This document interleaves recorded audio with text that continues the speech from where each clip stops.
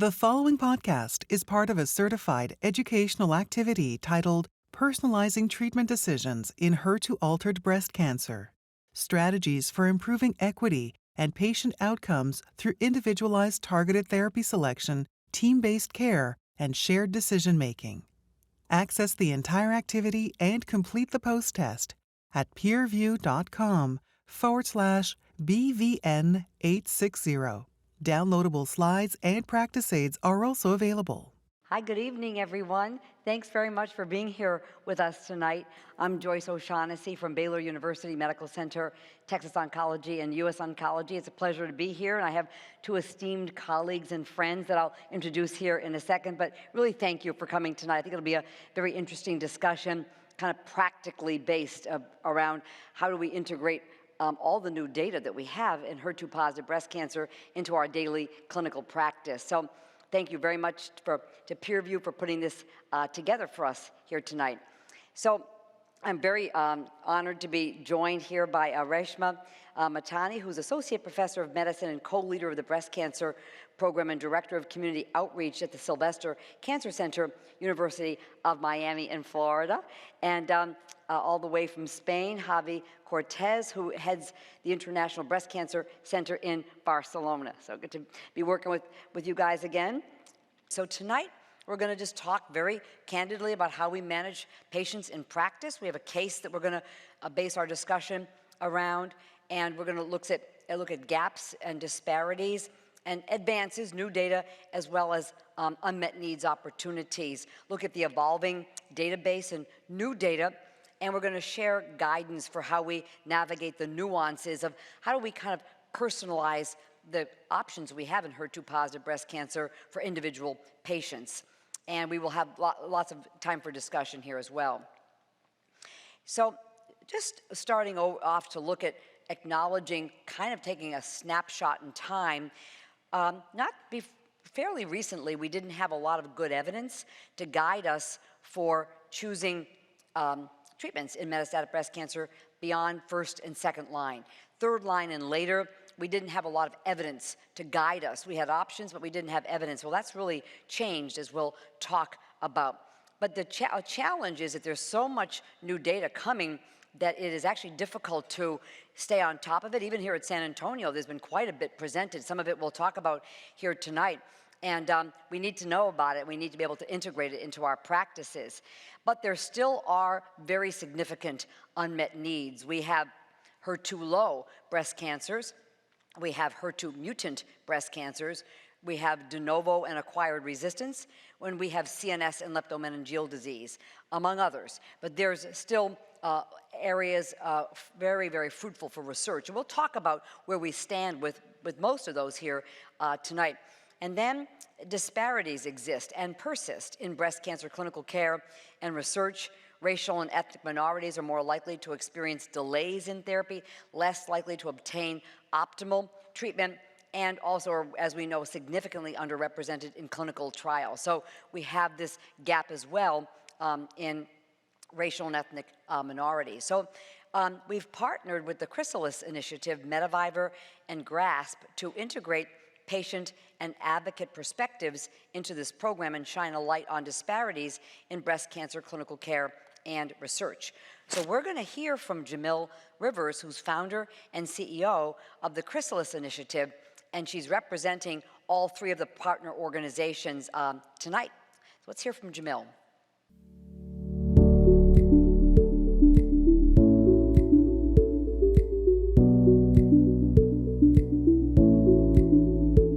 Hi, my name is Jamil Rivers. I am the founder and CEO of the Chrysalis Initiative.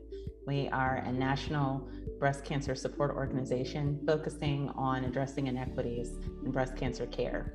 I am also living with stage 4 metastatic breast cancer. I was diagnosed in 2018, and what we have found in the cancer care continuum is that these disparities and inequities are not just caused by social determinants of health or lack of access to care or income issues or education issues or not being able to access insurance. A big contributor to these disparities we found in our work is bias that informs treatment decisions in providers within the healthcare system. So Black women, brown women are not able to access quality standard of care that we take for granted as part of our standard operating procedures.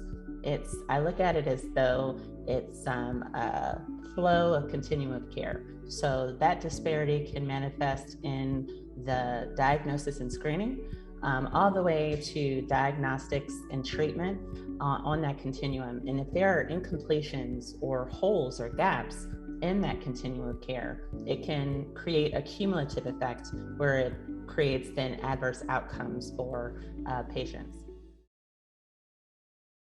We'll hear from Jamil later. She has a call to action for us, and we'll come back and hear from Jamil again.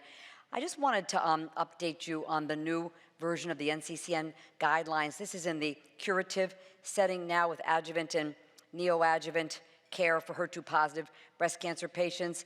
And the change that has occurred is that if you look down the bottom left with useful in certain circumstances, the neratinib, the adjuvant use of neratinib based on the Extenet data, is now in this useful in certain circumstances. It's category 2A evidence, it always has been, but it was down in the footnote, but it's been moved up now into the guidelines. Under certain, that's high risk hormone receptor positive patients. That's who we use it for, essentially. But it's good to see. I think this is gonna broaden the access of neratinib for patients. So I'm very glad to see that. That's the only change in the curative setting. For the metastatic HER2-positive guidelines, we still have the Cleopatra regimen, THP, unless somebody has had a very rapid recurrence off of neoadjuvant HP, then T-DXd now becomes the new first-line standard because the preferred second-line regimen is now T-DXd, the trastuzumab deruxtecan. We'll hear from Javi will go over those data with us. And then also other recommended are the TDM1 as well as what I call the tucatinib triplet. And we'll hear about those data as well. And so those are our second line options, but now T-DXd is the preferred option. And then third line, it's the tucatinib capecitabine trastuzumab, preferred in those with systemic and CNS disease, or the T-DXd if not used in second line. We're gonna have conversation around how to make decisions around particularly these two very effective new options, the T-DXd and the tucatinib triplet. So I'm just gonna say a few words about standard first-line therapy. We're all well aware, and this remains the standard of care for our first-line patients, trastuzumab, pertuzumab, and here docetaxel in Cleopatra. NCCN also allows paclitaxel because of a 16.3-month improvement in median overall survival. So just really huge, and 37% of patients are still alive at 8 years. So this remains the very well accepted standard. And so now I'm gonna turn us over to Reshma, and she's gonna take us through other options we have in the first line setting. Thank you, Joyce. Good evening, everyone. I'd like to just start by saying that I think it's great that peer review is doing this program and with our advocacy partners. I think as we come to these meetings, we always are very data-driven and we look at these graphs and charts, and sometimes it's easy to forget that behind each of these data points is a person who's going through a cancer diagnosis whose voice needs to be heard, and it's important to incorporate our patients into the decision making. So as we go through alternatives to first-line approaches to de-escalate therapy, I'm Reshma Matani. As we discuss the first-line, some of the options for first-line options which may be particularly useful in triple-positive cancers, I just want to alert you all to, if you hadn't attended the educational session on Tuesday earlier this week that focused entirely on this area. It was really an excellent session. I'd encourage you to go back in the virtual format and review that session. So here, this slide illustrates the crosstalk between ER and HER2, and we know that estrogen and HER2 signaling pathways are dominant drivers of cell proliferation and survival, and therefore targeting these pathways can be a very beneficial approach in selected patients. We also know that resistance to endocrine therapy and anti-HER2 therapy occurs frequently and is really a major clinical challenge. So there's compelling preclinical evidence as well as clinical evidence that relates to the treatment resistance being a complex process related to bidirectional molecular crosstalk between ER and HER2. And as a consequence, treatment strategies targeting either pathway are associated with an upregulation of the other pathways, ultimately leading to resistance to therapy. So accordingly, a more promising strategy may be to either to prevent or overcome resistance to either endocrine or HER2-directed therapy, at least in some tumors, is to combine targeted treatments that simultaneously block both signaling pathways. And this strategy has indeed been investigated in studies. So on this slide, you'll see the summary of some of these trials, the TANDEM trial, which looked at trastuzumab and anastrozole versus anastrozole alone. And on the right-hand side, you'll see the lapatinib plus letrozole versus letrozole alone. And what these trials really taught us is that HER2 targeting adds, although modestly, to endocrine therapy. So these were relatively small studies, but did show us the benefit of combined strategies. Now, more recently, in the era of the availability of pertuzumab, the PERTAIN trial was done, and this was, again, looking at HER2-positive, ER-positive patients treated in the first line, about 250 patients. Both arms received an AI plus trastuzumab, with the randomization being to the incorporation of pertuzumab or not. And there was an optional induction phase of chemotherapy with IV docetaxel or paclitaxel. The docetaxel was every 3 weeks, the paclitaxel was weekly. It could be administered from 18 to 24 weeks at the investigator's discretion. The primary endpoint was progression-free survival, and patients were stratified based on whether they received induction chemotherapy and their time since adjuvant hormonal therapy. And what we saw here is that the PERTAIN trial met its primary PFS endpoint. The median PFS, as shown on the left-hand side, 19 months with trastuzumab and pertuzumab plus the AI versus 16 months with trastuzumab and AI alone. And what we saw very interestingly is in those patients that did not receive the induction chemotherapy, there was a median difference of 9.3 months. So I think the clinical relevance here is that in a selected population, there may be an opportunity to use hormonal therapy and HER2-directed combination therapy. So we did find or hear a final analysis with the median follow-up of more than 6 years. The PFS benefit of adding pertuzumab to trastuzumab and an AI was maintained as shown here, and overall survival was similar between the two arms. And again, as I pointed to in the last slide, a potentially enhanced treatment effect was observed by the addition of pertuzumab to trastuzumab and an AI in patients who did not receive chemotherapy. So you see that illustrated in the numbers here, 27 months median PFS versus 12 months in those who received trastuzumab and an AI. Those were the patients that did not receive induction chemotherapy, and there were no new safety signals at the final analysis. And then more recently at ASCO this year, we heard this trial, the SYS-UC C002 trial. This was a head-to-head comparison of trastuzumab and endocrine therapy or chemotherapy as first-line treatment for triple-positive patients. And this trial was conducted in China. It was an open-label randomized phase 3 trial. Patients with hormone receptor positive and HER2-positive advanced breast cancer were randomized 1-to-1 to receive trastuzumab plus chemo or endocrine therapy plus trastuzumab. And the primary endpoint was progression-free survival.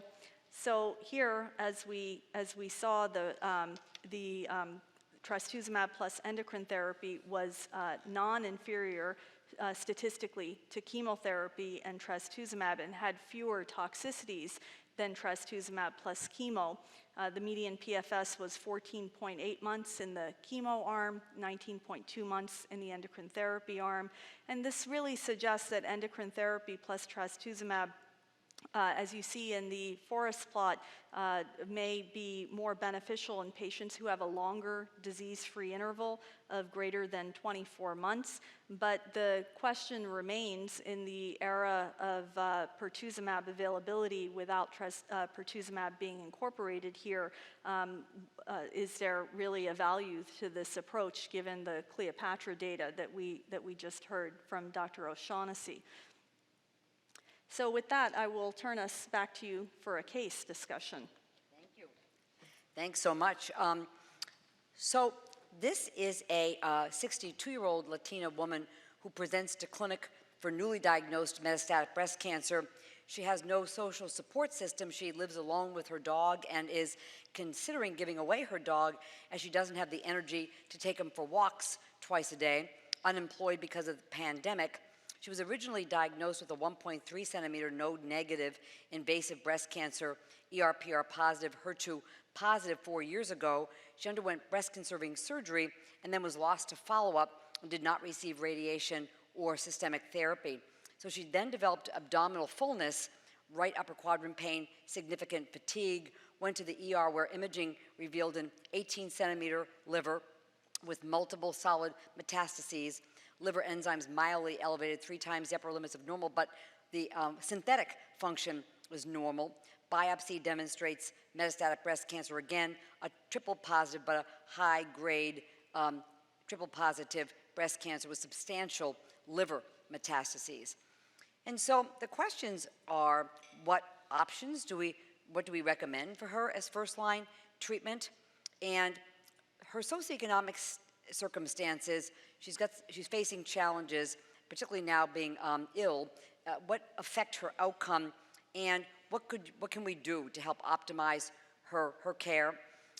Would you consider brain imaging in this patient? She's asymptomatic without headaches or neurologic symptoms. We're in the frontline setting, and if she did have brain metastasis, would that alter your treatment approach? So let me start with Reshma here. Yeah, so although I did share the data with the PERTAIN trial looking at endocrine therapy and HER2-directed therapy in selected patients, this is probably not the patient that I would go that route with. She has liver involvement, she's symptomatic. I think given the overall survival benefits we've seen with the Cleopatra trial, I would be looking to create a situation where she would be able to safely undergo chemotherapy with appropriate support with trastuzumab and pertuzumab in combination with the taxane. Thanks. And Javi, what do you think? And what about anything you'd think about given her the challenges she's got, on the home front? No, I would agree with you. I think that, so first of all so for this patient, I think it's very, very clear. I think that this is a symptomatic patient with some type of transaminitis, so I think this patient needs even to treat her quite urgently. But in my opinion, I don't know if you agree or not, the most important question is, do we find any patients with triple positive breast cancer, metastatic disease of course, that I would consider upfront endocrine therapy plus anti-HER2 double blockade, according to PERTAIN? So I think this is a question I ask myself many, many times. And of course, we can think about many very frail patients, very old, but in general, I'm talking about 62, 65, 70-year-old women with a liver involvement or lung involvement. To be very honest, I prefer to start with chemotherapy. I think that we have this Chinese study with no pertuzumab, only with trastuzumab, with very, very, very similar outcomes. But is it enough, in my opinion, in my clinical practice, to consider a new or the standard of care endocrine therapy plus? I think we need more data. In my opinion, I prefer to start with chemotherapy. Maybe I am biased because I was very deeply involved in Cleopatra, but I am not prepared myself. In general, again, starting with endocrine therapy plus. I prefer to start with chemotherapy generally. And what if she gets a good response with some induction therapy and such, would you consider a maintenance endocrine therapy? In my practice, and I think pretty routinely, we see many patients dropping the chemotherapy after a few months. The taxanes are associated with neuropathy and fatigue and other side effects. And then we sort of introduce that hormonal therapy as maintenance with the HP backbone continuing. And then I'll just point out the ongoing PATINA trial, which is looking at the incorporation of a CDK4/6 inhibitor or not to that endocrine therapy backbone, which I think is going to be a really important study in this area as well. And I guess, thinking she really needs treatment. She's got challenges she's dealing with, but she's got to get treatment because she's got a lot of life in front of her if she can get a good response. So I'd be probably thinking of docetaxel every 3 weeks to minimize the number of trips necessary in, as opposed to a paclitaxel, as long as the liver function was okay. It looks like it probably is. I might dose modify a little bit just to be careful in the beginning, et cetera. But rather than have her come in weekly, which could be challenging, I might go every 3 weekly docetaxel. We certainly have a social worker in our cancer center that can get her hooked up to community resources to make sure she, has transportation, for example, et cetera. But any other things from your standpoint that you'd be thinking about to make sure she should actually get this treatment? Well, I think you bring up a good point of getting the social worker involved, because I think as physicians, sometimes we're not always aware of all the resources that are available to patients. And there's the practical parts of it, getting to the office, getting help with other situations at home. I think there are a lot of services out there that we may not be aware of, and that's where we understand it's a team approach, right? Mm-hmm. Yeah, can I make a comment, Joyce? Yeah, please. So there is a question that may be there is, can we, in some patients, give only trastuzumab and pertuzumab? With no endocrine therapy and with no chemotherapy, we are starting to try to de-escalate treatment in the early breast cancer setting. So in the non-curative setting, can we do so? And just to remind you, there is a very small randomized phase 2 study published in Lancet Oncology some years ago showing that even with metronomic cyclophosphamide, it is better to give some chemotherapy than none. So the median progression-free survival was almost double with cyclophosphamide, trastuzumab, pertuzumab, compared with trastuzumab and pertuzumab. So the key message here, in my opinion, is we can go for endocrine therapy, we can go for chemotherapy, I prefer chemotherapy, but we should give something in addition to trastuzumab and pertuzumab. Thank you. I didn't know those data. Very interesting. So any role for, she's diffuse disease, but no CNS symptoms. Any role for an imaging study early on to kind of get on top of it if it's there? Well, the guidelines would say that without any symptoms, we shouldn't be doing screening brain MRIs. That being said, I think in my practice, if I saw a patient that had extensive systemic disease at least first evaluation, I probably would try to get a brain MRI covered. I don't know, it's not always a possibility without any symptoms.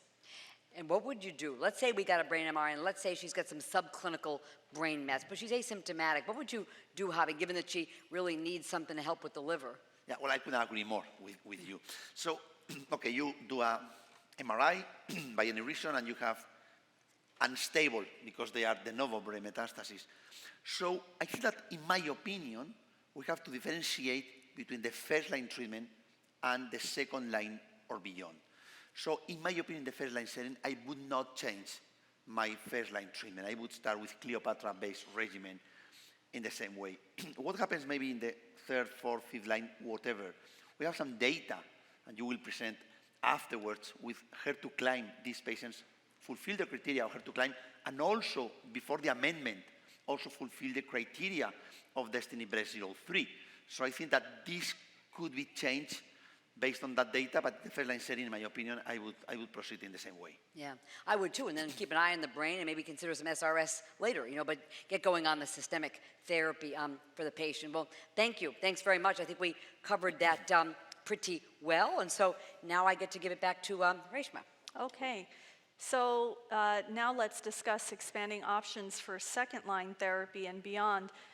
Many of you are familiar with these data. They really informed how we used to treat second-line in the second-line setting for many years. The Amelia trial was an important study. It looked at patients that had prior taxane and trastuzumab with locally advanced or metastatic breast cancer and had progressed on treatment or within 6 months of adjuvant therapy, randomized 1-to-1 to T-DM1 versus capecitabine and lapatinib, and it was on the basis of this trial that showed an improvement in progression-free survival and overall survival with the use of T-DM1 that it has been our standard for many years. Now, in the current era, now we have several other agents that have a different mechanism of action. Small molecule tyrosine kinase inhibitors, which work inside the cell, as shown here. There are various available TKIs here in the States, lapatinib, neratinib, and tucatinib. We heard some data earlier this morning about some of the other agents. These drugs all work intracellularly to block downstream signaling pathways, and as summarized in this table, some of these agents are reversible versus irreversible in terms of their binding, and their targets are either pan-HER targets such as the drug neratinib versus highly selective drugs like tucatinib, which are much more specific for HER2, again inhibiting downstream signaling. So as I mentioned, tucatinib is a very highly selective anti-HER2 TKI, and this selectivity may result in some of the lower toxicity in terms of diarrhea, rash, the EGFR-mediated toxicities we see with some of the other agents. And based on a phase 1b trial of tucatinib, capecitabine, and trastuzumab, in which patients had seen prior trastuzumab, pertuzumab, large percentage had seen T-DM1, lapatinib, and a fair percentage had CNS metastases, we saw a response rate of 61% and responses in patients with CNS metastases, progression-free survival of 7.8 months with a good tolerability profile. And on this basis, the larger randomized phase 2 trial, the HER2-CLIMB study, was conducted. And here we saw, with the combination of tucatinib, capecitabine, and trastuzumab versus capecitabine, trastuzumab alone, an improvement in progression-free survival as well as overall survival with the incorporation of tucatinib. Median PFS 7.8 months versus 5.6 months. And at the first report and analysis, we saw at the median overall survival a delta of 4.5 months, again favoring the tucatinib arm. Now, this trial was unique in that it did allow patients on who had active brain metastases. So there were almost 300 patients on the trial that had brain metastases, about 48% of the total population. And out of these, there were about 170 or so who had active brain metastases. Now, these were defined as patients who had previously treated but progression of existing lesions, new lesions, or untreated lesions at baseline, or they actually had untreated progressing lesions found at the time of enrollment. This trial mandated that everyone got a brain MRI at the time of enrollment, and surprisingly, and we can discuss this in terms of what we're doing with regards to screening, we saw patients who were completely asymptomatic and were found to have brain metastases at that initial brain MRI. Confirmed overall response rate 47% in the tucatinib arm versus 20%, and then median CNS PFS, again, also favoring the use of tucatinib, 9.5 months versus 4.9, or 4.1 rather, months, and median OS also favoring the tucatinib. And very importantly, this clinically meaningful endpoint of time to new brain lesions or death in all patients was longer in the tucatinib arm. Median new brain lesion-free survival is shown, not reached, versus 11.7 months in the placebo arm. And We heard updated OS data at ASCO this year. Now the delta is about 5.5 months, again favoring the use of tucatinib, which was maintained with longer follow-up, and sensitivity analyses accounting for crossover showed a consistent result with the ITT analysis.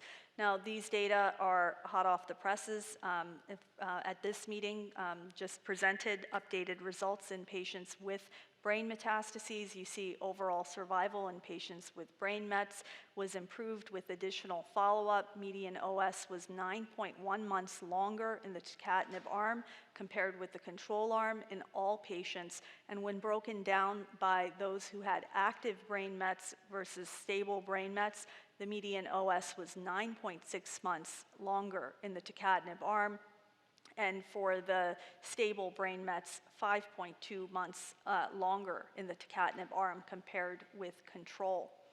As far as adverse events, we know that this agent is associated with some diarrhea. There was about a 13% grade 3 or higher diarrhea rate.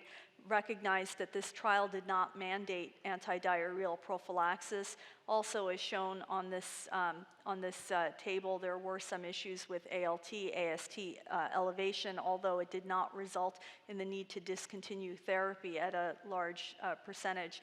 And PPE, which we know is a side effect of capecitabine, was also seen. So as we have this agent tucatinib, which we know is very active in the brain, and we heard some data at this meeting looking at T-DXd in patients with brain mets, it stands to reason that we would think of combining these two agents, and indeed the HER2-Climb Force trial is ongoing, looking at combining tucatinib and trastuzumab deruxtecan.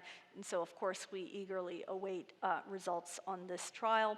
And then as we look at the early stage setting and incorporation of TKIs possibly in the early stage setting, I'll draw your attention to the ongoing COMPASS HER2-RD trial, which looks at patients that are at a particularly high risk, those that have residual disease post-neoadjuvant treatment and are given the Catherine approach of TDM1, which is now considered standard based on that trial. The randomization is to TDM1 versus TDM1 and tucatinib, and one of the hopes would be that perhaps we may see a difference in CNS recurrences. And I'll also just remind you all of the availability, not on this trial, but commercially available neratinib in the extended adjuvant setting. And I think that's a perfect segue to turn it back to you, Joyce.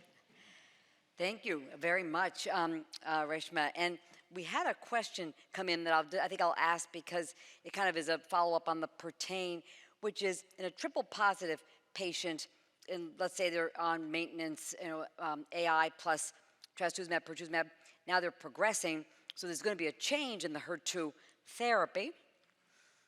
Should we change to a different endocrine agent and keep that ER blocked? Now, later, what do you do with the ER? Javi.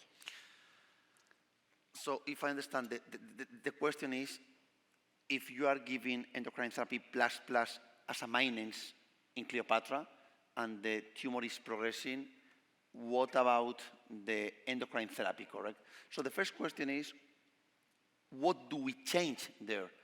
1 anti-HER2 therapy, 2, 3. So I think that, so one thing is what we see in the clinical trials. Another thing is what we see in the clinical practice. So imagine that you have a patient for Cleopatra-based regimen for 4 years. And you have liver, lung, bone, everything under control. And you have a bone metastasis what is starting to grow little by little, or the primary tumor. So I want to be very honest with you. Sometimes you go for irradiation therapy to that, or you remove the primary tumor, and it will continue with the same regimen. I don't know if this is something we should do or not, but the clinical practice sometimes is different to what we do in the clinical trials. Having said that, another thing is that you have really progressive disease.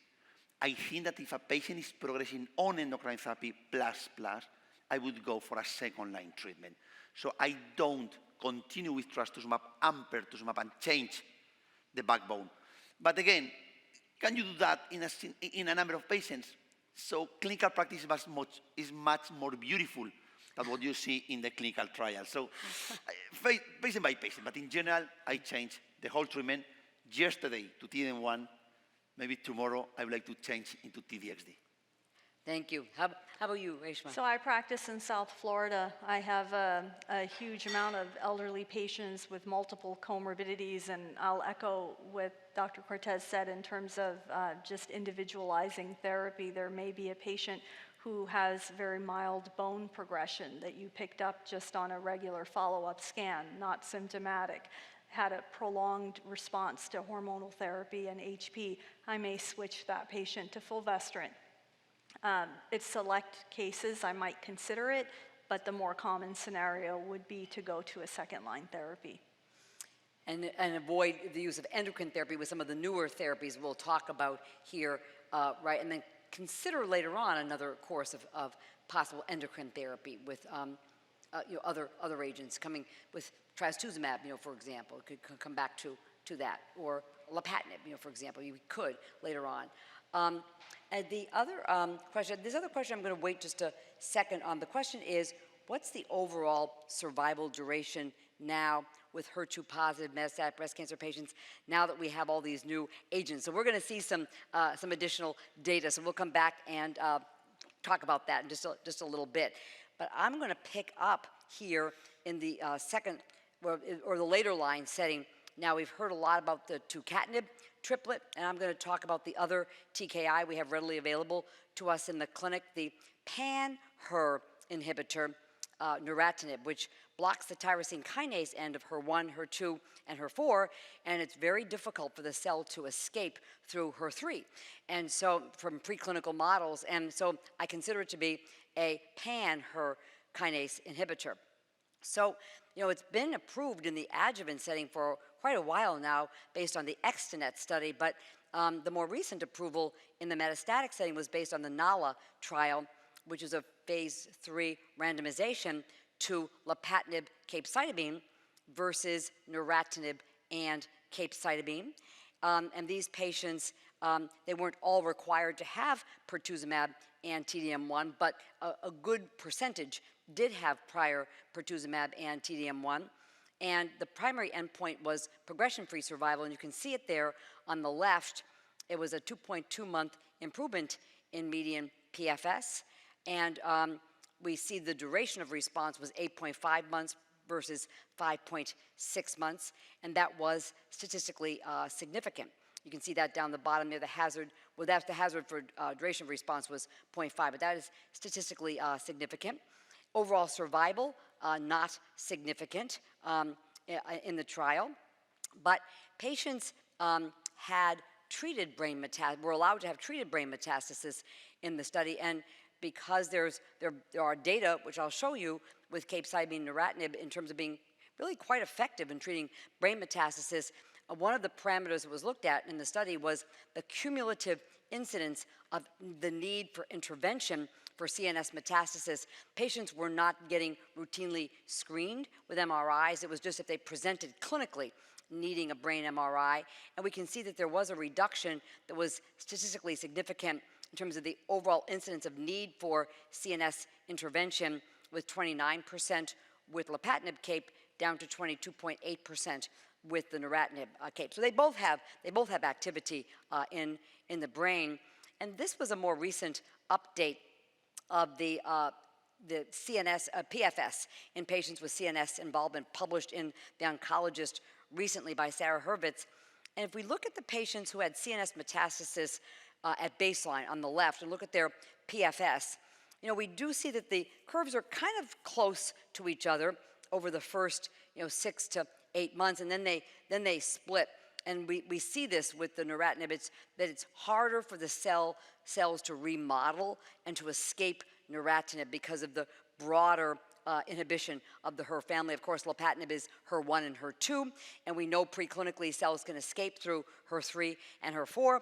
Very much more difficult for that to happen with neratinib. So you see this longer tail on the curve, longer control of here PFS in general for patients with CNS metastasis, no survival improvement. So that's different, than we saw with the tucatinib, where there's a large improvement in survival in patients who received tucatinib, capecitabine, and trastuzumab. So that's a big difference here. So these are the data that I was mentioning. On the left, the TBCRC 022 trial, patients with active brain metastasis, so they are progressing or newly developed brain metastasis. 49 patients with measurable progressive HER2-positive brain mets received all neratinib capecitabine. In cohort A, they were lapatinib naive, 37 patients. In cohort B, they were lapatinib pretreated. And we can see the response rate in the CNS was, in cohort A, was 49%, and in cohort B was 33%. So these are impressive levels of objective response in patients with progressing brain mets. And the median PFS was 5.5 months in the lapatinib naive and 3.1 months in the lapatinib pretreated. Median survival in the 13 to 15 month range. So certainly this is a combination that does help the brain. It's a little bit of a dilemma because we're going to be using, because of the survival advantage, we're going to be using tucatinib with capecitabine, but then and trastuzumab, so patients need additional therapies, we'll have some conversation about what we can do with regard to neratinib. And one strategy that's quite interesting, is still enrolling, we don't have data yet, is on the right, cohort 4 in the same TBCRC, the combination of T-DM1, which also has anti-tumor activity in the brain, with neratinib, 160 milligrams. So that's an interesting combination and could help us provide additional benefit to patients who have CNS metastasis. So we await those data. We know it's safe. It's been going on a while, and we know the combination is safe. Go ahead here. Here we go.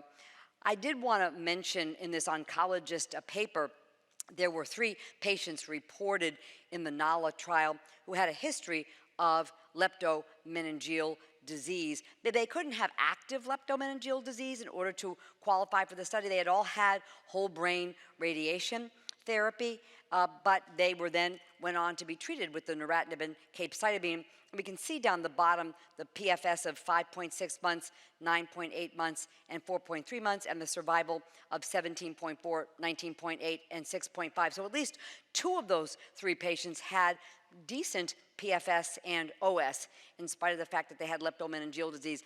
Every bit of data we have for leptomeningeal disease helps, so this is useful for to see this.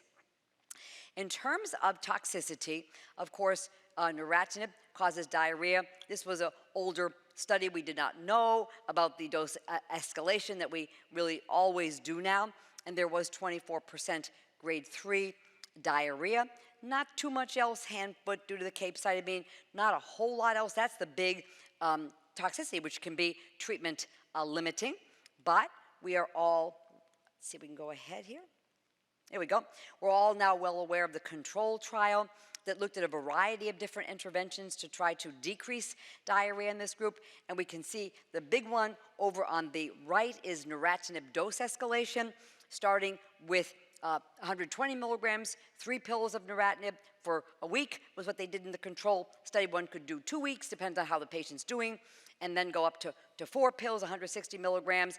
In the control trial, then they went right up to the 6 pills, 240, but one could do a stepwise increase, taking a week or 2, making sure that the patient's doing well before escalating the dose and using loperamide PRN. With that, the discontinuation rate due to diarrhea was very uncommon, just 3.3%.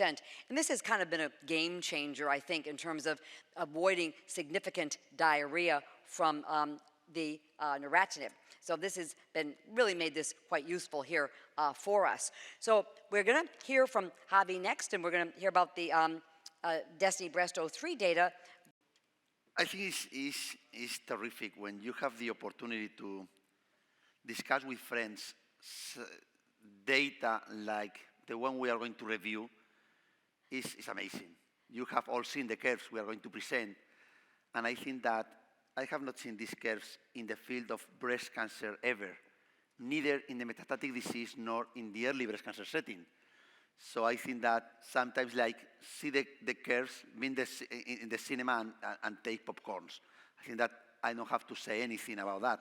But maybe what we can do is also to try to integrate this data into the clinical practice and to criticize some of the aspects we might have. I think that we have to learn from all the numbers we are going to present. So this is the protagonist of this movie, is T-DXd. This is a novel, the second antibody-drug conjugate, or maybe the third. I don't know which one was approved first, if it's sacituzumab govitecan in the US of T-DXd. I don't know. In Europe, it was approved. T-DXd last maybe 3, 4, 5 months earlier, and sacituzumab govitecan has been approved 1 or 2 weeks ago. So anti-PD-1 was the first. This is trastuzumab deruxtecan, just to compare against T-DM1. Just remember maybe 3 or 4 key aspects. The first one is the payload. The payload is different. Topo1 inhibitor with T-DXd and antimicrotubule agent with T-DM1. Second is the drug to antibody ratio. It was 7 to 8 times in the T-DXd. It was 3 to 4, maybe 3.5 times in the T-DM1. Third, which I think is quite impressive, the bystander effect, which means that once the payload is released and the tumor cell is killed, some of the payload are free into the microenvironment and can kill the surrounding cells, which also is something which might be a competitive effect from T-DXd compared with T-DM1. And finally, which is also a very interesting aspect, is that the linker is broken by cathepsin B and D, and these cathepsins are expressed more importantly in tumor cells compared with normal cells. So that's why the linker is broken more in tumor cells compared than in normal cells. This is something very interesting for this drug, also by other antibody-drug conjugates. So this, you know very well this data. This is the DESTINY-Breast01 study, the very large phase 2 single cohort study with 2 parts. One of them to try to define which was the optimal dose in the breast cancer field. It was defined in the 5.4 milligrams per kilogram. And the second large part of this phase 2 study with more than 130 patients. Only 4 patients were included in this trial with no previous treatment with T-DM1. So these patients were unable or were intolerant to receive T-DM1. Overall response rate was the primary endpoint. Here you have the results. I think this is impressive to see, like about 62% of patients did experience complete or partial response with a very, very, very prolonged median PFS. Remember the Teresa study in the late line setting with T-DM1 against physician's choice, with this median PFS in the range of 6 point something months.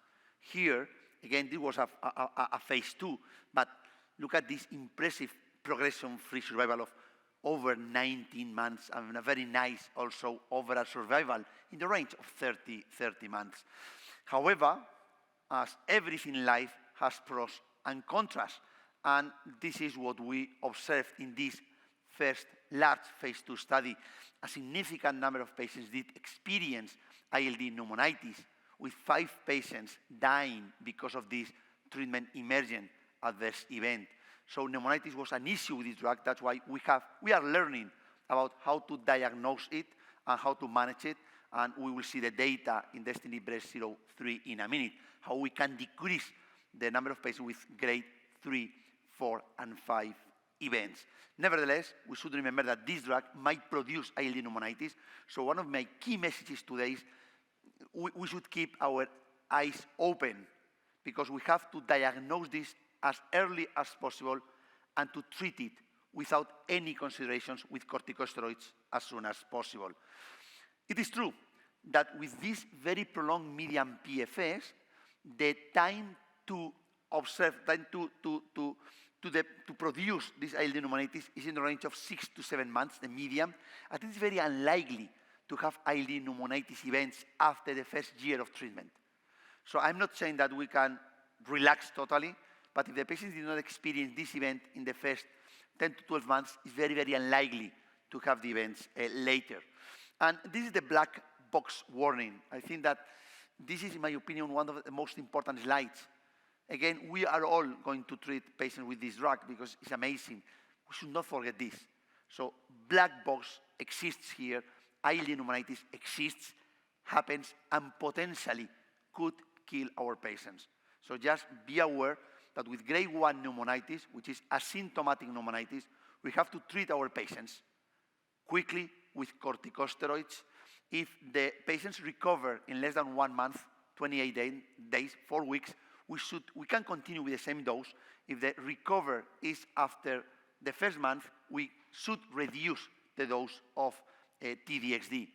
However, if we have grade 2, which means symptomatic ILD pneumonitis, and of course grade 3 or grade 4, according to the label, we should not continue with the drug even though the patient might be recovered. So this is again something that we should not forget.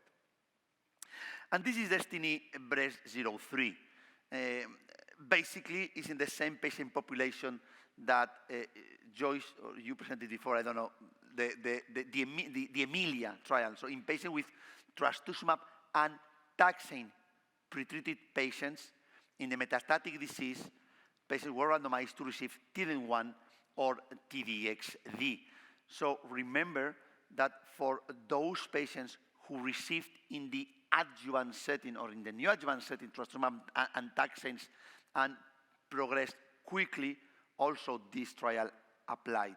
And well, patients were randomized again to T-DXd and T-DXd. Stratification factors were hormone receptor status, prior treatment or not with pertuzumab, and the history of visceral disease. Primary endpoint was progression-free survival according to the independent review. The key secondary endpoint was overall survival. So these are the baseline characteristics, just 2 or 3 key messages here. The first one is that about 89% of patients did have HER2 3+, 11-12% HER2 2+. The second key aspect, and if you have had the opportunity to be this morning in the oral session, remember that about 20-22% of patients did have a history of brain metastasis. So we were able to look at the activity, I will show you the data in a minute, in those patients with, again, stable brain metastasis. And finally, this is also very interesting, so about 2/3 of the patients also received pertuzumab before, okay? And 100% of patients almost received trastuzumab and also taxanes. So these are the curves. I think that it is terrific when you remember patients that pass away without the opportunity to receive this drug. Sometimes it's not easy. I remember a patient, sorry about that, but a patient that was waiting for the drug, and she died. And before dying, said to me, please try to give this drug as many patients as possible. The drug was available in the United States. She was unable to go there. So I remember this patient. So, well, nevertheless, look at the data. It's hazard ratio 0.28, and the p-value was 7.8 by 10 to minus 22. I think this is something also Baselga comes to my mind because he was deeply involved in this project. No? So many things, at least to me. Well, so very, very nice curves. I think this is something that will change the treatment for many of our patients. So this is when people say, well, this is your drug. No, that's not my drug. I had the opportunity to present the data because many people were very kind. That's all I have done for this trial. So I do not know more than you about the drug. It is just, I was lucky to be able to lead this trial. That's it. So it's not because of me. So I want to say this. So look at the subgroup analysis. It's also amazing. It is very difficult to find who will not benefit from this drug or who will benefit more. Maybe in the future, if we explore more with biomarkers, or I don't know if we can select who will benefit more or less. But today, with the clinical subgroups, it is absolutely amazing. Key secondary endpoint overall survival, hazard ratio, very interesting, 0.56. Remember the hazard ratio with all the other drugs in the range of 0.60 something. So again, it was very preliminary data. let's see the final overall survival in the future. Remember that some patients receive T-DXd after TDM1. But again, we will see the overall survival in the future for sure. What about overall response rate? 80% overall response rate, complete responses in the range of 16%, and which is more amazing to me is that only 1% of patients did experience progressive disease as best outcome, as best response. This is for me the most amazing aspect of this compound.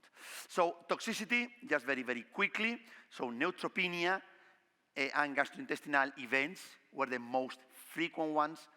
Alopecia was reported in about 35% of patients, 9% grade 2, 25 grade 1. And this is, again, ILD pneumonitis reported in 10.5% of patients, no grade 4, no grade 5, 2 patients with grade 3. Why? I think because our eyes was completely open to diagnose these events as soon as possible and to treat it quickly. Great effort also by Daiichi Sankyo and AstraZeneca, which helped us a lot to continue looking at these adverse events. Left ventricular ejection fraction, in my opinion, was not an issue with this drug. So finally, just one comment. In my opinion, this drug might replace TDM1 as the next, maybe standard of care. This is something we can discuss afterwards in the second line setting. That's my opinion, my conclusion. Maybe here you have the classical conclusions we gave at ESMO. My conclusion, we are replacing TDM1 based on this data. So just very quickly, this morning, Sarah Harvich presented the subgroup analysis of patients with brain metastases, very similar data compared with patients with no brain metastases, very similar hazard ratio. Look at the amount of benefit. Again, if a drug works outside the brain, a drug works also in the brain. The BBB is broken there. Another aspect is to prevent brain metastases. That's another aspect that we can discuss afterwards. But in my opinion, when a drug works, it works also in patients with brain metastases. Finally, just 2 comments about margetuximab, which I like a lot, this drug. I am biased. I was involved here because Fatima Cardoso invited me. So I love this drug. Margetuximab is like trastuzumab, like Herceptin, but it changes in 5 amino acids. It produces a much more potent induced immune response.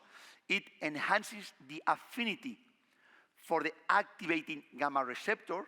It decreases the affinity for the inhibitory gamma receptors. So we induce a more potent immune response. So this is the SOPHIA margetuximab chemotherapy, trastuzumab chemotherapy in patients who receive at least 2 prior lines of anti-HER2 therapy. So face-to-face randomized phase 3 study. Modest improvement in PFS, hazard ratio 0.76, you can see here. These are the final data.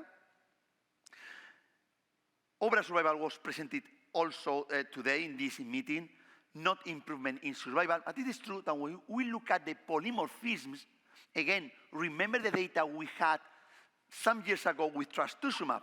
Some polymorphisms might optimize or might define who will benefit more. So we looked at these polymorphisms of the CD16. We can see that the FF or FB carriers might benefit from this drug much more than the VV carriers, which is the other way around. So maybe something to explore in the future. Nice data in terms of survival for this subgroup of patients. So finally, we have started to change the landscape. Joyce, you started with a very similar slide. In my opinion, T-DXd today should be considered the next standard of care, at least when approved. I'm talking about scientific perspective based on the Destiny Breast 03. And I think that I will stop here. Thank you, Joyce. Thank you so much. Very, very exciting data. One question that came in, Javi, is do you know how many patients on Destiny Breast 03 needed steroids because of ILD? I mean, can we assume the patients who developed the grade 1, 2, and a couple of patients who got grade 3 probably got some steroids, but that's probably about it? Yeah, no, absolutely. All patients who had grade 1, 2, or 3 require corticosteroids, 100% of them. Well, about 10%. About 10% of patients had. Yeah, 10.5%. 10.5%. Yeah, okay. Yeah. So not bad. Okay, Right. good. Yeah, yeah. Thank you. Thank you. So we're going to discuss how we integrate all these new data, but let's go back to our patient here for a second. So she was connected with the local cancer support community and initiated treatment with docetaxel, trastuzumab, pertuzumab, and after 2 cycles, symptomatically much better, able to walk her dog twice daily. Again, after 4 cycles, she has a 70% reduction in tumor burden. After 6 cycles, she has a complete response in the liver, but she's developing moderate neuropathy and edema. Whoops, we just go back there if we could. Oh, I can go back maybe. Here we go. She's developing moderate neuropathy and edema, so the docetaxel is stopped, and she continues trastuzumab, pertuzumab.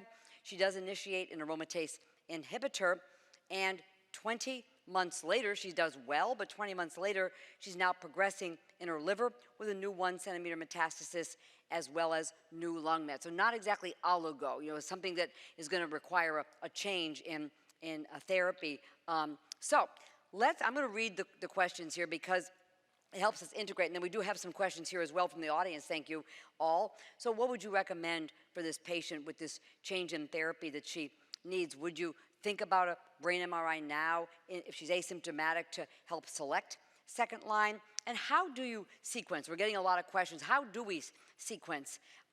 We'll come back. Let's do those. We're going to come back and talk about how do we use neratinib, how do we use margetuximab and toxicities. But let's just talk about the meat of the matter because things are really changing around. So Reshma, do you want to start us off? Yeah, so I'll tackle the first question, what would you recommend for this patient for second-line therapy? And I think the case, the way it's presented, is very similar to the question that was asked earlier, that if you have a patient who's on maintenance hormonal therapy and HP and then progresses, what would you do? I think given the data that we just heard, in my mind, it's very difficult to think of a scenario other than a patient that has very symptomatic and widespread brain mets in the second line where I wouldn't use T-DXd based on the therapy. So in this, or on the data that was just presented. So in this patient who has progression systemically, I would go with T-DXd. And how about you, Javi? Yeah, well, I think that one thing is what I would like to do. Another thing is what we can do today. I think that, unfortunately, T-DXd is not yet approved, nor tucatinib in this group of patients. So I think that TD1 is a very good drug. We should not forget that TD1, we have been working with TD1 for many, many years. And it's a great drug, very good toxicity profile. So today, I would go for TDM1. Of course, I expect that in the next year or so, I will go for T-DXd. Mm-hmm. So let's say she gets T-DXd, okay? What we're going to do third and fourth line, because we have the tucatinib triplet, we do have TDM1, how would you think about sequencing? I'll start with Reshma again. Yeah, so I think in a patient that had T-DXd in the second line, in the third line, I would be looking to use tucatinib, regardless of whether or not brain mets were present or not. I think that we forget that the tucatinib regimen is effective even in patients that do not have brain metastases. There's level 1 evidence. It's got an overall survival benefit. And I think it brings up questions of where does TDM1 fall out in this? Is there going to be activity of ADC after ADC, especially in a somewhat inferior ADC, as now we've seen head-to-head data? I think that remains to be seen. In that situation, I would go with the tucatinib regimen after T-DXd. No, I couldn't agree more with you. So I don't like when people say, listen, we don't have data about TD1 after T-DXd or tucatinib. Listen, we do not have data about anything after T-DXd. But we have data, but we have our patients there, so we have to treat her. And we can do 2 things. No data with anything, or let's do it. So the question here, in my opinion, is, what is the next treatment option? Tucatinib-based or TDM1? So I would prefer, in this case, after TDXd, I would prefer tucatinib. And I will tell you why. It is true that, again, we don't have, we need real-world evidence data to see what seems to be better. But we know that tucatinib after antibody-drug conjugates work, after TDM1. We don't have any data about TDM1 after antibody-drug conjugates. So I think that both drugs are very reasonable, but if you are asking me what would I prefer, I would go maybe for tucatinib first, followed by T-DM1 afterwards. Yeah. I think we got consensus on this. I think that with the new NCCN guidelines putting the T-DXd in second line and with these data that continue, and it seems like we don't really need to be getting screening brain MRIs because of the brain data we saw today. If somebody has subclinical brain mets, we probably don't need to know about it. We're probably not putting them at risk by getting the T-DXd, and then we can come in with the tucatinib next for the patient. In preclinical models from Neil Spector and others, and this has been looked at actually preclinically with tucatinib as well as with lapatinib, when you treat preclinically with a TKI, you upregulate HER2. It can be a mechanism of escape. Makes sense. The cell's trying to make more of it to get by. And so that's where I've seen some phenomenal results with T-DM1 is following the old days of lapatinib. So that's where I've seen my best results with T-DM1 years and years and years and years. And so I like that strategy quite a bit, to be honest with you. I want to get your brief, just a snapshot. Where do you use the neratinib and margetuximab? But there's a question that came in. I don't think we have level 1 evidence. So let's say this patient here, she is doing great, a CR, and she's on the HP, and okay, she's triple positive, we start an AI, but let's say she's got a lot of side effects. Her quality of life is being negatively impacted because of, joint, et cetera. There's not level 1 evidence, is there, that we're going to disadvantage her by stopping the endocrine therapy? What do you think? I wouldn't have an issue with stopping the endocrine therapy. As I recall, in the Cleopatra data, I don't think that they did introduce hormonal therapy as a maintenance. Yeah. It's something that we've done in clinical practice just because I think we see that there's a target there and it's an oral therapy. But to your point, I think a lot of patients have side effects to endocrine therapy, and we know that in the adjuvant setting because they are always talking to us about side effects. I think we spend a lot of time trying to handle those side effects, and I think patients in the metastatic setting have them too, but they just seem to be more tolerant of it because they're dealing with a different situation. But quality of life is very important. Yeah, I totally agree. Let's see what you guys think about let's assume, and I know it's not necessarily available, all of them immediately, but let's assume that they will be soon, utilizing neratinib and margetuximab. And if you're going to consider the margetuximab, should we do the genotyping for the Fc gamma receptor in patients to make sure we're not giving it to the V allele patients? So Javi, what do you think? So which is the role of neratinib or lapatinib after tucatinib? Wow, I don't really know. So if you are saying to me, would you use any of these drugs? This is not my priority, to be very honest. So no. I think that tucatinib, in my opinion, I don't know if this is the best drug, but for sure the trial was terrifically great design and the data we have is amazing. So tucatinib is my TKI, without any doubt. That's my opinion. With margetuximab, it's a different issue. So I think that margetuximab might replace trastuzumab if, in my opinion, the price is reasonable. So if the price is reasonable, what to lose if we go for margetuximab? I like margetuximab. The toxicity profile is very good, but your question is very well taken. So if I could, I would love to do the polymorphisms to decide. And if the polymorphisms is FB or FF, definitely I would consider margetuximab instead of trastuzumab. But if it is VV, I would not go for margetuximab. I would continue with trastuzumab-based therapy. I think in the U.S. right now, the label is to not look at the genotype, but it would be something that we would like to do. Well, how about you? Have you had a chance to use the margetuximab? I've used it once in a patient that is heavily pretreated. So far, she's doing well from a toxicity perspective. I don't know about responses yet. I think that, as you point out in the label, we're not mandated to check the genotype. I think it's interesting information, but maybe not ready for prime time at this time. Yeah, and then there is the ongoing Margot trial, which is looking at utilizing margetuximab in the earlier stage setting, and I do believe that it's going to be in genotype selected patients, and we may get some more data because the information that we've seen so far, I think Dr. Sharma pointed that out earlier, that there may be certain disease characteristics that may be different in those two groups that may have accounted for some of the differences we saw. Yeah, and I'll just make a word for it. I think neratinib remains a tool in the toolbox for the patients with brain metastases upon progression. Now we have T-DXd, we have tucatinib. In terms of what to pair it with, if enough time had gone by when the patient hadn't had capecitabine, I could come back to capecitabine neratinib. But we do know from the adjuvant setting that endocrine therapy plays very well with neratinib, so that's another option for patients. Neratinib by itself, a single agent, has activity as well, including in the brain, 20% response rate in the brain. So it's an agent that I certainly would look, I'd put it into the lineup for patients with brain mets, would be what I would use it. I'm just cognizant of time. We're going to hear from Jamil. I want to come back to two more topics, HER2 mutations and HER2 low, and I want to get to a few of our questions here from folks that we have not reached yet. So let's hear from Jamil, who presents a call to action from our 3 patient advocacy partner organizations.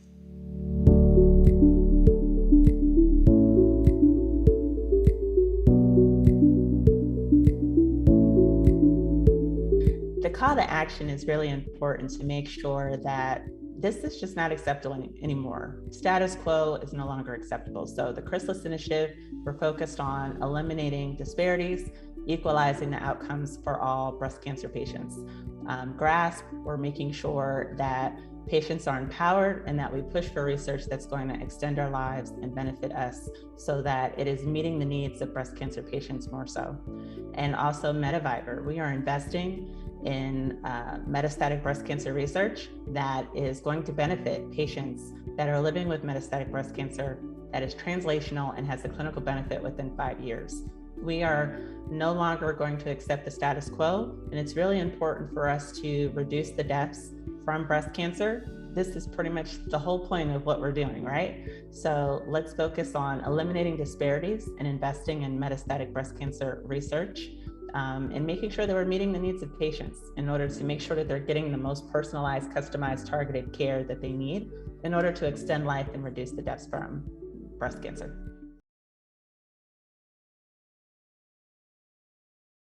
No question, focus on disparities will help improve the outcome for metastatic breast cancer. No question it plays a role in dragging down our survival data, no question. So terrific to have the advocacy organization so involved here. Great.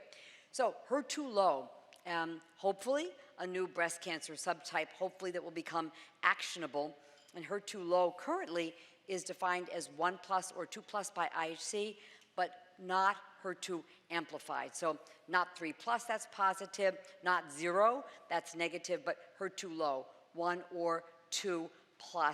And so why are we interested in that? And it's because in the phase 1 trial of trastuzumab deruxtecan, which is so very active in HER2 positive breast cancer, you can see on the left panel under the IHC 1+ and IHC 2+, we can see a very impressive degree of activity with waterfall plots that are not too dissimilar to what we saw in the HER2 positive patients, and then the spider plots down below. Some of the patients, particularly it looks to me like in the 2+ patients, are getting some durable responses, very small numbers. So we're waiting actually probably soon in the first quarter or 2 next year of Destiny Breast 04 trial, which is a randomized trial in centrally confirmed HER2 1 and 2+ fish not amplified, where patients are randomized. These are basically, HER2 negative patients randomized to T-DXd or physician's choice of single agent chemotherapy, capecitabine, eribulin, gemcitabine, paclitaxel, or nab-paclitaxel.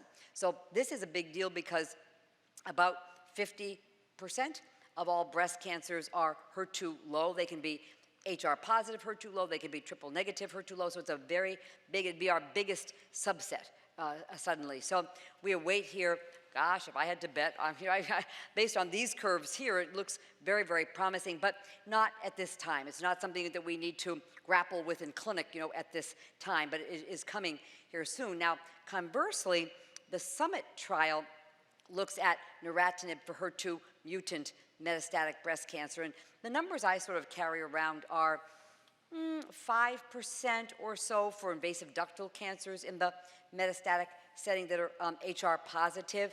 And for lobulars over time, if you keep looking, getting up to 8 to 10% HER2 mutations found either on NGS of a biopsy or on CT. DNA lobulars clearly have more, but it's under the selective pressure of endocrine therapy. These are not in the primary breast cancer.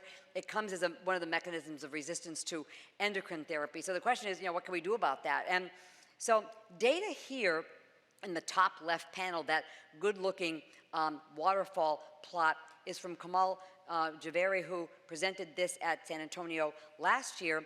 And this is a triplet therapy we're looking at here. So these are HR positive patients, and we're looking at fulvestrant, trastuzumab, and neratinib.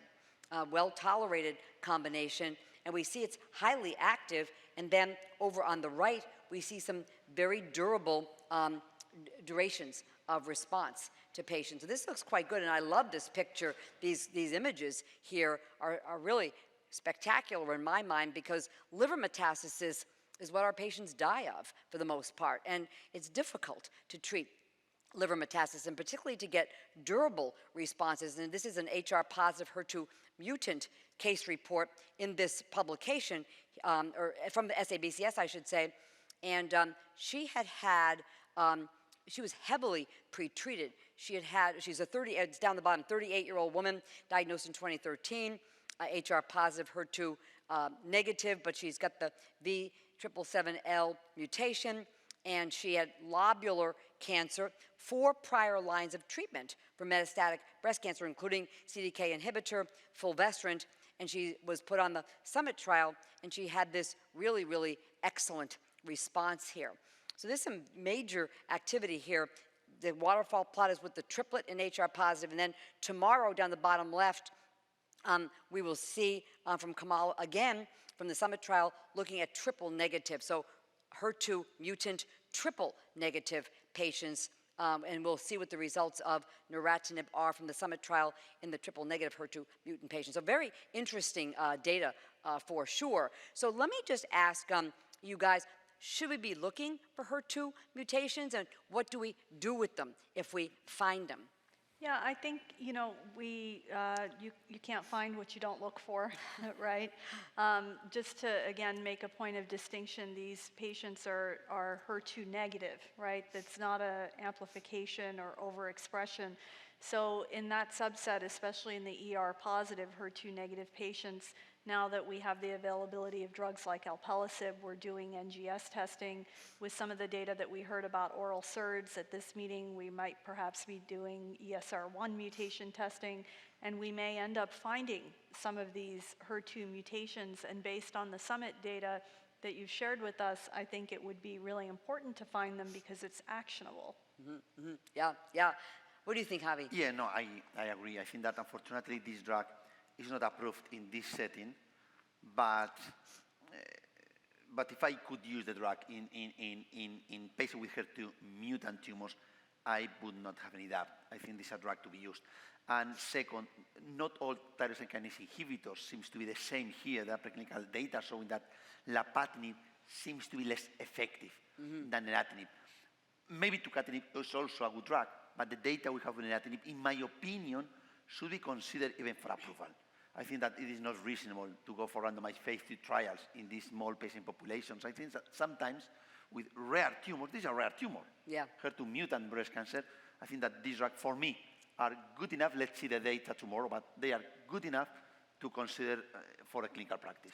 Yeah, I think that was a 46% response rate you had shared with me earlier, Reshma, on that triplet in the HR positive group. So we have a bit more time here, and so a very important question has come in about please help with the management of T-DXd related ILD, whether it be asymptomatic whether it be symptomatic. So could you run us through that there, Javi? Yeah, sure. So I will give you my comments in a minute, but I always recommend to don't be shy. Check the guidelines, the tables, and do according to the guidelines. So with grade 1 ILD pneumonitis, remember that this is something you see in imaging because patients are asymptomatic. We should starting corticosteroids at a dose of 0.5 milligram per kilogram to 1 milligram per kilogram. So I would recommend to start at a dose of 1. At least 0.5, but I will go to the dose of 1. With grade 2, I would always consider to discuss the case with a pneumologist, okay? But start always with the dose of 1 milligram per kilogram. If it does not recover, we should go up to 2 milligrams per kilogram in a similar way to grade 3 or grade 4. And also consider to de-escalate, not quickly at all, and maybe we should continue with corticosteroids up to 1 month after having grade 2. So this is something that, but again, I always recommend to look at the guidelines and read them and do according to what is said. But always start corticosteroids, even with grade 1. And there was a question here about COVID, it's how do we tell the difference here when we're still in the midst of the pandemic, but any experience with that, Reshma? So, I've actually been fortunate in that I haven't run into ILD pneumonitis much with this agent, and we participated in the trials, so I've used it quite a bit. For COVID, obviously there's a test for COVID so that, again, engaging with ID and pulmonary and ruling out other issues. I've had more issues where, something has been overcalled or part of the lung was caught in the radiation field in the past and it was, called pneumonitis. I personally haven't seen it as much, and I think, now that we're aware of it, and as you pointed out, our eyes are open looking for it, I think that has brought the rates down, and perhaps in the DB03 data, as there were patients that were treated earlier, maybe a less heavily pretreated population may have also contributed to that. It's encouraging with the DB03, it's only 10% and mostly low grade, that even in the midst of the pandemic, there wasn't a higher, so that was good. People are distinguishing. I think the testing becoming so readily available now is helping quite a bit, no doubt about it. Let's see, we have, we've touched on a lot of these. One person was asking about, what if, T-DXd and tucatinib, putting two of these agents together. What if there's a phase 2 trial going on, but not a randomized phase 2? So I think we're quite a ways away from having any data that would change practice, around the combination. There's a kind of a pilot phase 2 going on, looking at safety and some signal of effectiveness, but. In the adjuvant setting, we have 2 very important trials going on, adding the tucatinib to T-DM1 in patients who have residual disease per the Catherine model, preoperative, get the 14 cycles of T-DM1 with tucatinib, and then we also have a head-to-head, the DESTINY-Breast05 head-to-head T-DM1 versus T-DXd, and so I'm betting they're both going to be positive trials. I'm just betting, that's going to change the landscape of the metastatic setting. Will anybody ever recur, or will they all be de novo metastatic? I guess is a question, But any thoughts on what the future might hold? Well, one comment. There is an ongoing, very small, very small randomized phase 2 study. I think it's DESTINY-Breast07. So there are so many DESTINY-Breast something. I think it's 07, in patients with unstable brain mets, so de novo or progressing, with T-DXd or T-DXd plus tucatinib. Okay, but it's very small, it's 30 patients, so I don't know even if it's comparative randomized phase 2, but that's nice. It is very nice. It yes. is very nice. So let's see the data in the future. But going back to your question, which is terrifically amazing. So if a patient receives trastuzumab, pertuzumab, T-DM1 plus tucatinib, or T-DXd, what to do next? So it's always good to pray sometimes. Don't forget that. No, I think that it depends the disease-free interval. It depends the drugs they receive. We need more treatments in the future, but we will have to revisit maybe some of the drugs they used. So T-DXd first line, or tucatinib if not used. So I don't know. It depends what the patient received. I would just add that I think it'll be a good problem to have if we don't have patients recurring and we don't have patients to put on our first-line trials. I think we'd all be very happy with that. And also just recognizing that as we move these highly active agents into the earlier setting, the patient that actually does recur won't really be well represented on any of the trials that we have, and the biology of that disease is going to be very resistant and not represented in any of the data sets that we have. So I think in that regard, understanding mechanisms of resistance to these therapies is going to be essential.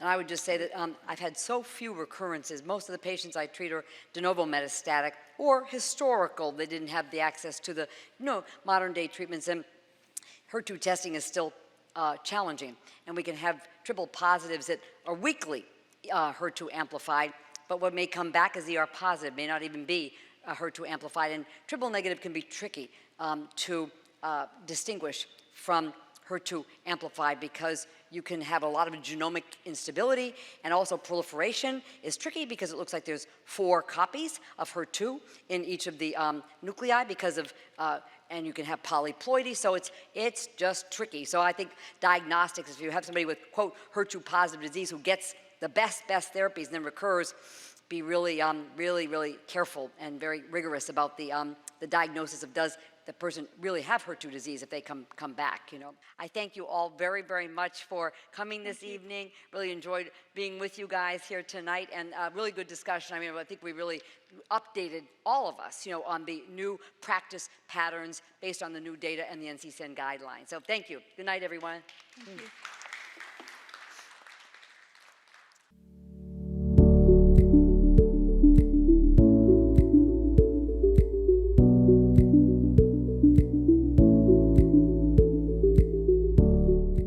Hi, my name is Jamil Rivers. I am the founder and CEO of the Chrysalis Initiative. We are a national breast cancer support organization focused on inequities in breast cancer care and outcomes. It's the first platform designed specifically for Black women facing bias in breast cancer care. The Chrysalis Initiative is dedicated to disrupting this inequality. Visit thechrysalisinitiative.org to learn more. Black women, we got you.